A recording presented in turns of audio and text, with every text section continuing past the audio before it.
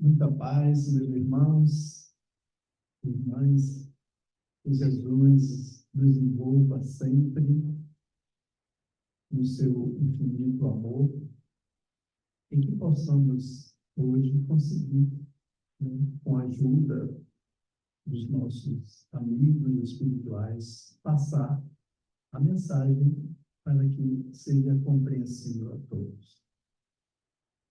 O capítulo 14 do Evangelho segundo o Espiritismo trata sobre o honrai a vosso pai e a vossa mãe.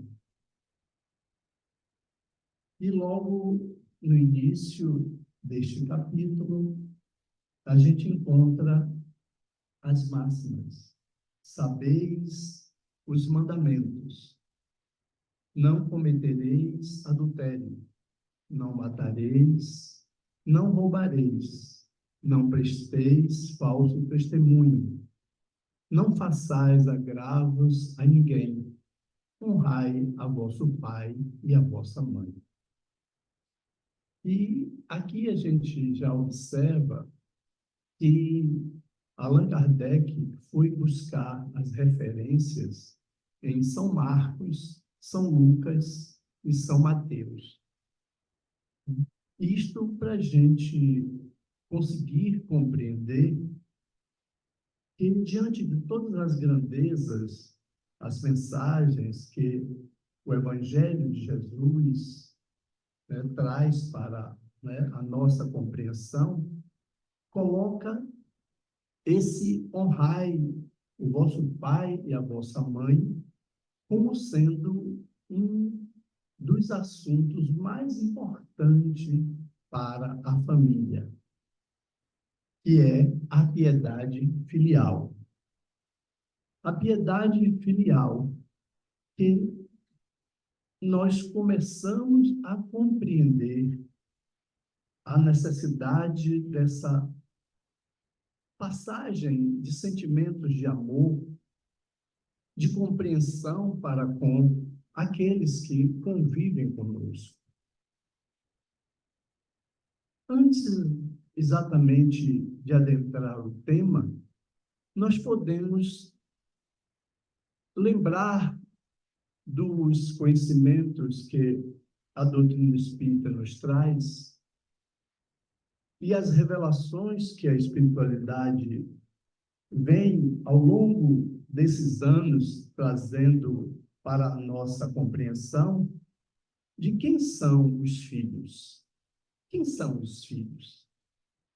Todos nós passamos por esse momento de ser filhos e, em algum momento, podemos chegar à condição de ser pai. Quem são os filhos? Os filhos são os espíritos que têm como primeira escola, a partir da reencarnação, o lar. E justamente esses espíritos, quando se ensaia ou se planeja a sua vinda, a nossa vinda para a Terra, naturalmente que se passa por uma série de programação. Ora, quem lê as obras de André Luiz, principalmente elas, porque é o maior acesso que a gente tem ao conhecimento do que ocorre no plano espiritual, é relatado das programações que são feitas para a gente reencarnar. Então, existe um departamento de programação, de reencarnação. Então, não é por acaso que nós nascemos naquela família, ou temos aquelas pessoas como parte da família, os nossos irmãos, os nossos parentes mais próximos e principalmente os nossos pais. Então, existe uma preocupação do mundo espiritual em fazer que este laço, que estes compromissos que vai se dar, realmente se materialize de uma maneira onde cada um no lar, cada pessoa que ali compõe aquela célula, tem uma função, um objetivo. E cada um de nós, quando reencarnamos, nós naturalmente estamos vindo à Terra com determinados compromissos, principalmente as nossas necessidades de crescimento, o nosso desejo de realizar e, principalmente, os caminhos que poderemos tomar para que aquela encarnação, aquela vida, aquela família consiga, no planejamento, mas principalmente na execução, realizar todos os intentos para que se dê, no final, a nossa felicidade. Então, quando nós nos reunimos no plano espiritual, isso para aqueles que têm alguma condição em termos de capacidade ou de merecimento, os planejamentos que ali são feitos são para a nossa elevação, para o nosso crescimento.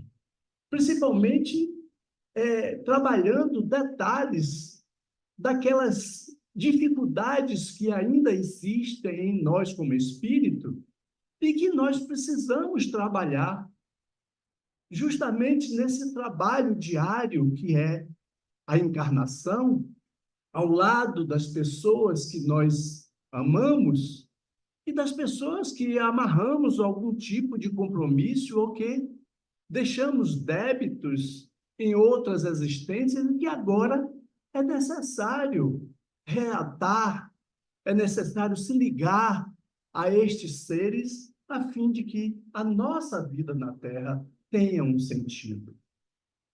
A questão do Livro dos Espíritos, que inclusive estudamos hoje no grupo de estudo, que é a 132, qual o objetivo da encarnação dos espíritos?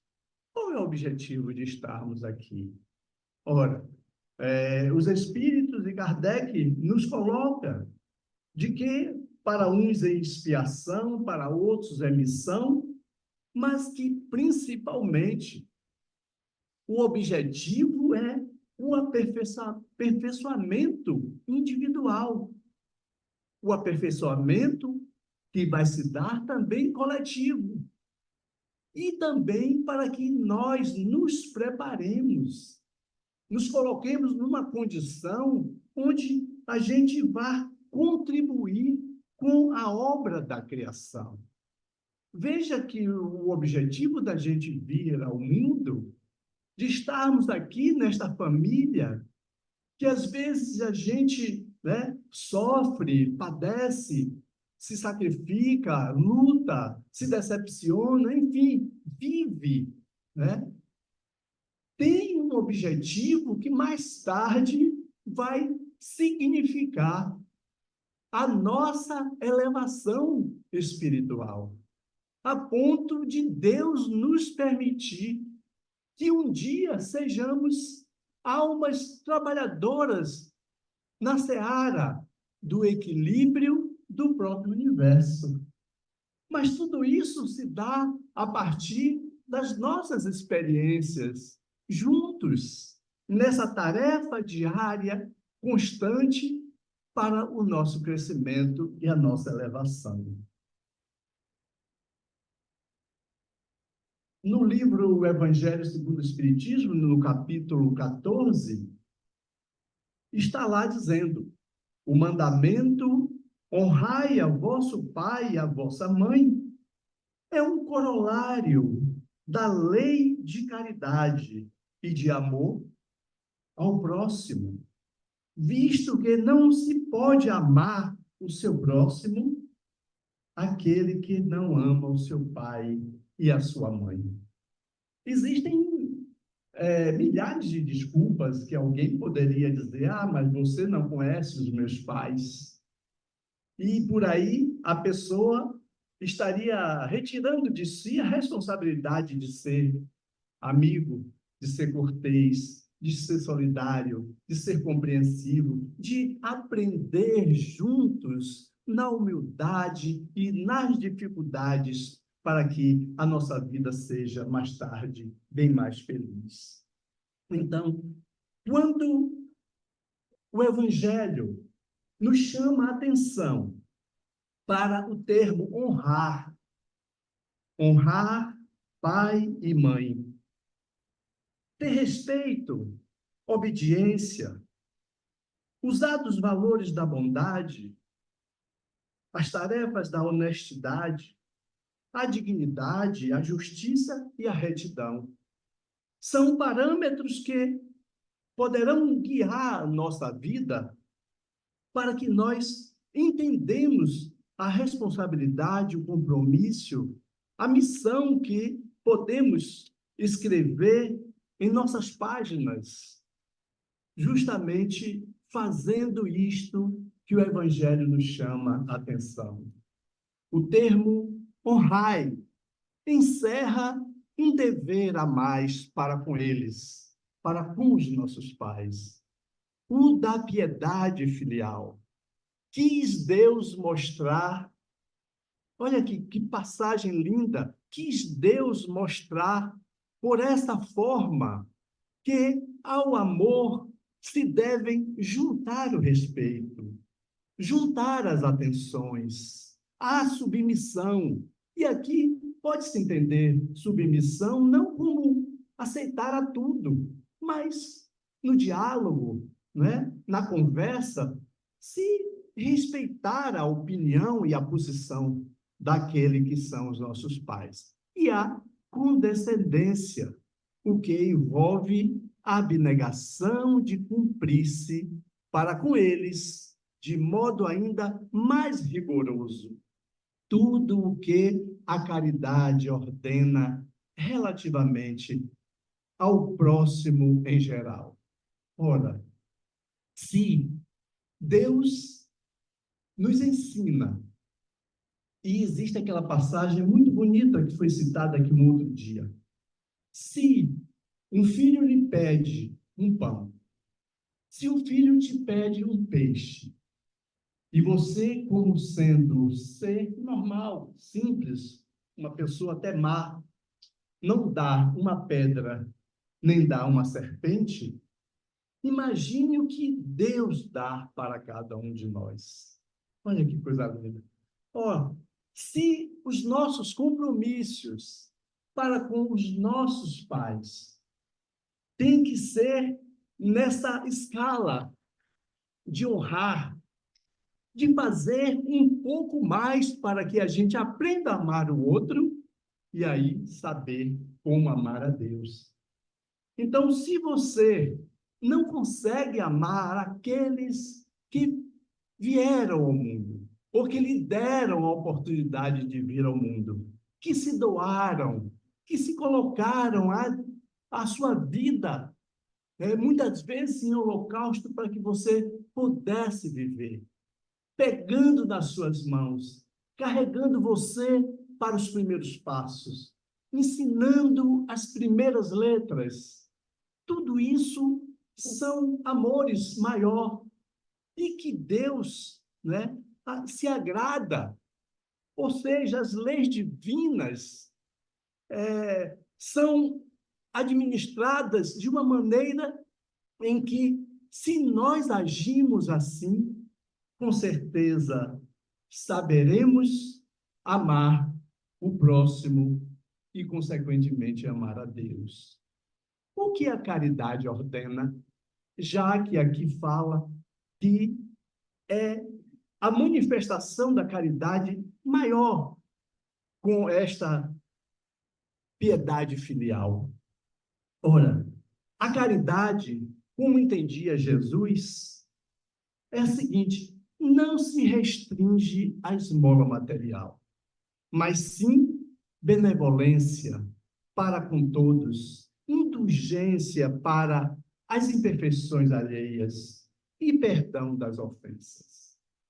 Veja quantas oportunidades nós temos para realizar isto em forma de piedade, em forma de retribuição e de carinho àqueles que nos deram, né, e que dão àqueles que ainda estão encarnados aos seus filhos.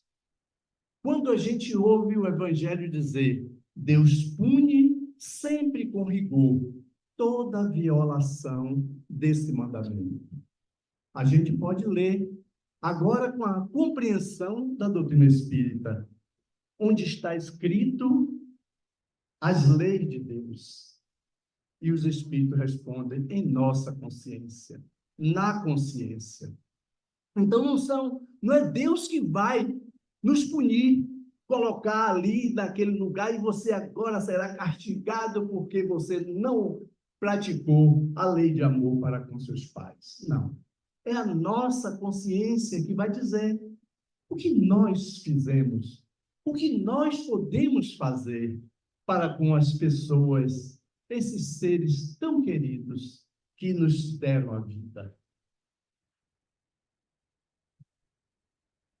Eu me recordei de uma música, uma letra de Renato Russo, que quando eu fui ver e ler a história dessa letra, na verdade ele fala de uma menina que se suicidou jogando-se da janela de um andar, de um prédio, mas que, ao mesmo tempo, nesta letra, eu vou ler para vocês, ele deixa claro que não importa quão sombrios sejam os tempos, há sempre a promessa de um novo dia e a possibilidade de recomeçar.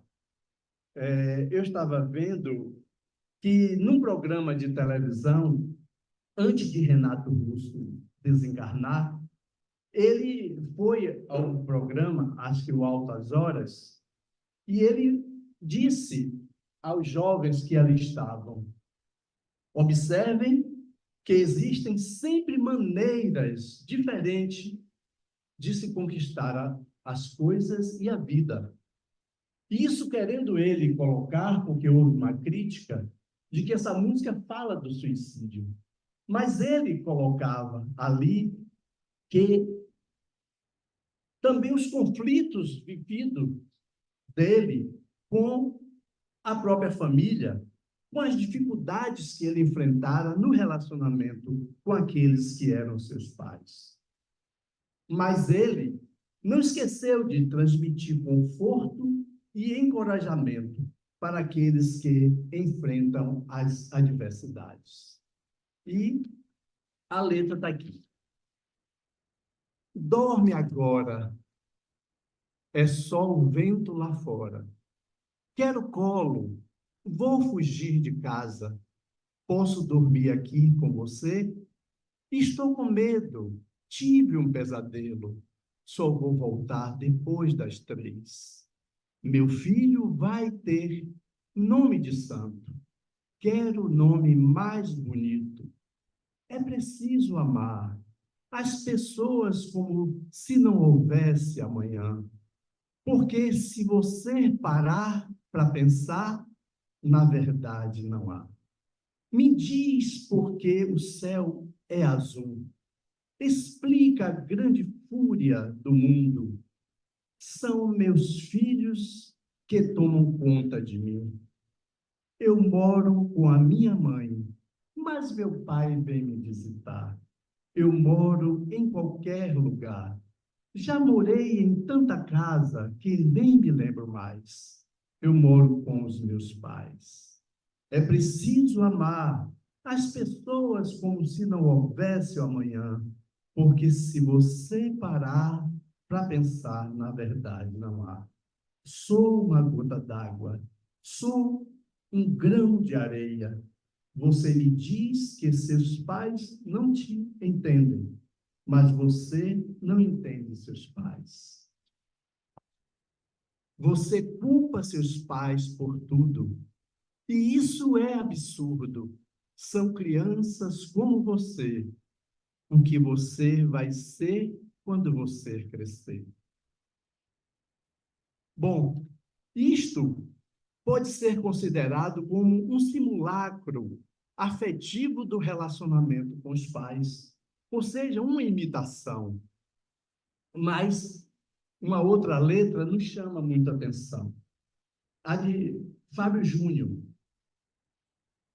E esta música Pai de Fábio Júnior é interessante, porque ele fez esta música antes do pai desencarnar.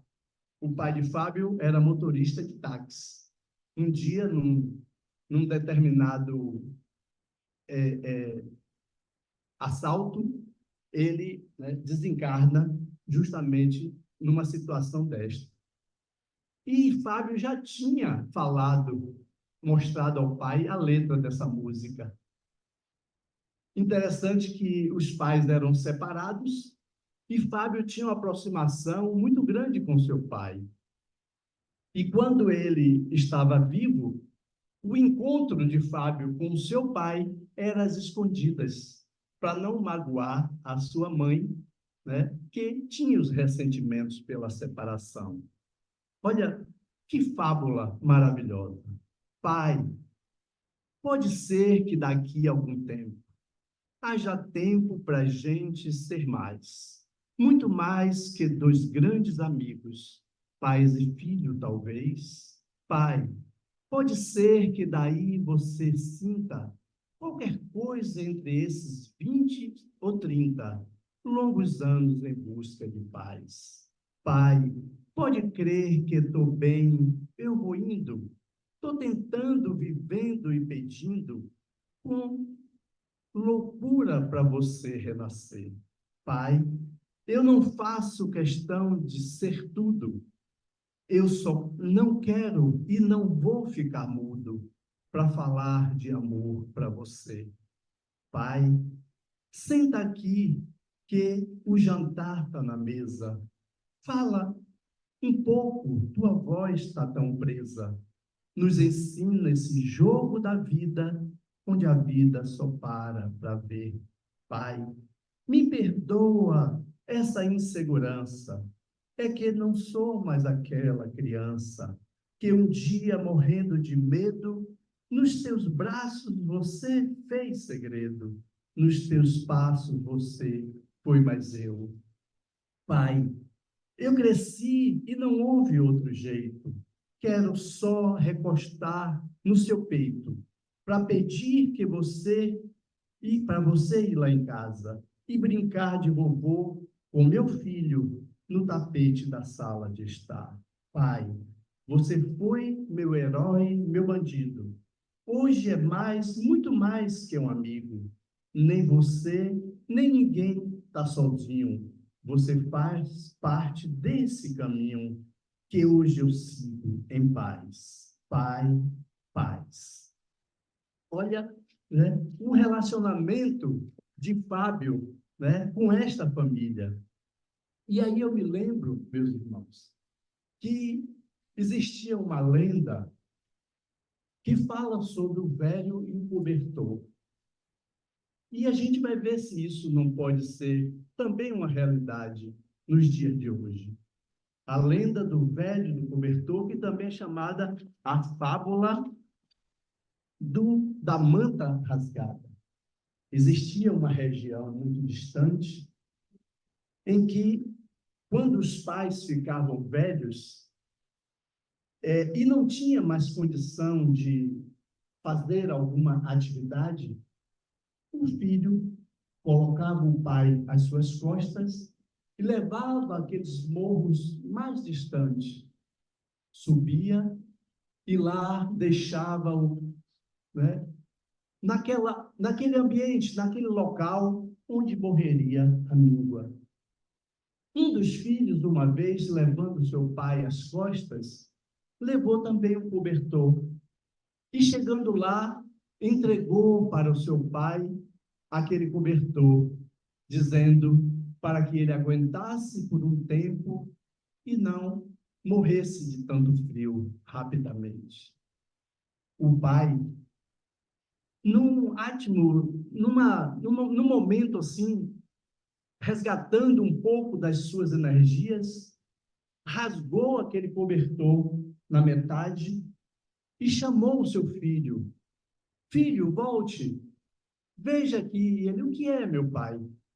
Eu quero que você leve um pedaço desse cobertor, porque um dia você ficará velho. E quando você não conseguir mais fazer nenhuma atividade, o seu filho lhe trará para este morro.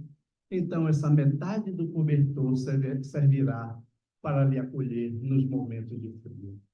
Conta que esta lenda, depois deste episódio, o filho retorna para casa com seu pai às costas. E a partir dali, nunca mais ninguém daquela comunidade agiu de maneira tão cruel como os seus antepassados faziam.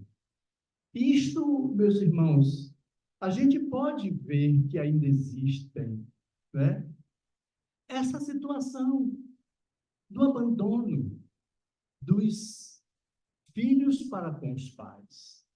Principalmente aqueles, como o Evangelho diz, aqueles mais necessitados. Inclusive, é dito aqui no Evangelho que você dá migalhas enquanto você passa bem, ou isolar o seu velho pai ou sua mãe a um asilo, ou até mesmo no quarto, escondido da casa para não incomodar. Isto não deixa de ser, e é uma das maiores ingratidões que se faz com aquele que não cobrou. Por exemplo, nossas mães não cobraram leite que nos alimentou. Os nossos pais não cobraram as horas perdidas, mal dormidas, de insônia, pela preocupação que tiveram com a nossa estadia, enquanto estávamos, né, criaturas pequeninas e indefesas. Portanto, a ingratidão é, na verdade, a manifestação do nosso lado egóico, do nosso lado ruim, e que poderíamos e podemos pensar melhor a fim de que mudemos o nosso comportamento diante dos nossos pais, se eles ainda estão conosco, e também lembrando daqueles que já se foram e que tanto souberam amar a vida de cada um de nós. Portanto, sobretudo, como diz o Evangelho, para com os pais sem recursos, é que se demonstra a verdadeira piedade filial. Obedecem a esse mandamento os que julgam fazer grandes coisas porque dão a seus pais o estritamente necessário, né? Então, diz ainda mais adiante, tê-lo-á a mãe vendido o leite quando os amamentava? Contou, porventura, suas vigílias quando eles estavam doentes? Os passos que deram para lhes obter e o que necessitavam? Não, os filhos não devem a seus pais pobres só o estritamente necessário. Devem-lhes também, na medida do que puderem, os pequenos nados supérfluos, as solicitudes, os cuidados amáveis, que são apenas o juro do que receberam, o pagamento de uma dívida sagrada. Unicamente essa é a piedade filial que é grata a Deus. Daí, meus irmãos, nós temos este material para as reflexões.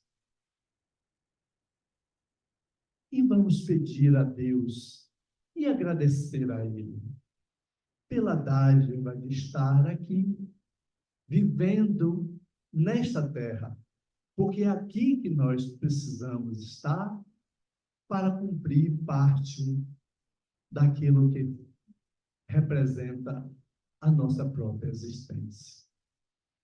Que Jesus nos abençoe, que os amigos espirituais nos proteja e nos ilumine sempre, para continuarmos vivendo e sermos gratos àqueles que nos deram tanto, e até mesmo aqueles que não tinham muito para dar, mas que nos doaram um pouco do amor, ou nos deram o corpo para vivermos encarnados, para encontrarmos a nossa história e a nossa felicidade. Muita paz, Jesus nos abençoe.